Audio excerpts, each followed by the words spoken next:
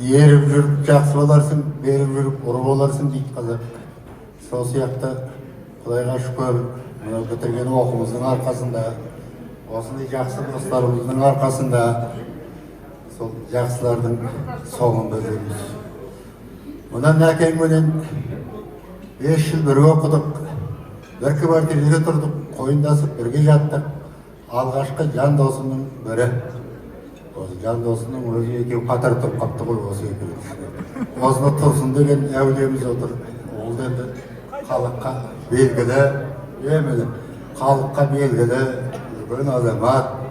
Осындай азаматтармен бірге оқыдық, бірге жүрдік. Сол мақтан тұтамыз осында.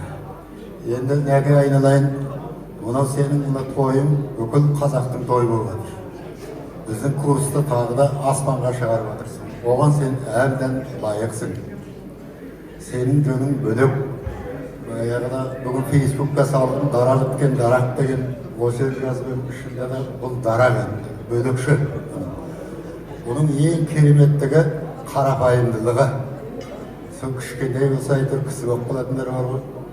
Сосын мына енді менің атап айтайын дегенім, біздің курстың ішінен жаңағы бір-ақ отау шықты. Осы Намазалы мен Клара, біздің Кларамыз.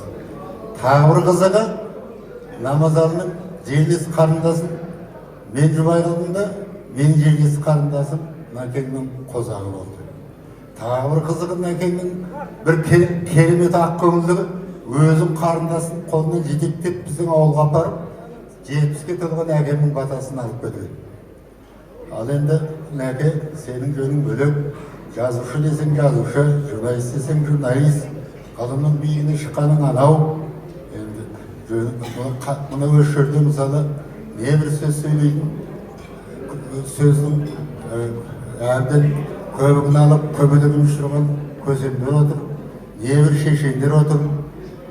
Солардың бәрінің тілегі, бәрі де осал азаматтар емес, баққан, қыдыр қонған азаматтар. Сол елдің тілегі, ол кісілер елдің тілегін жеткізуші адамдар. Сол елдің тілегі саған қонсын, әлі біраз yaşasарым. Ал енді тағы бір айтайын, көп сөйлеп көтсем кешірім сұрайын. Мына Клара менің қарындасым ғой енді. Клараны ешкім айтыңқырамай отыр.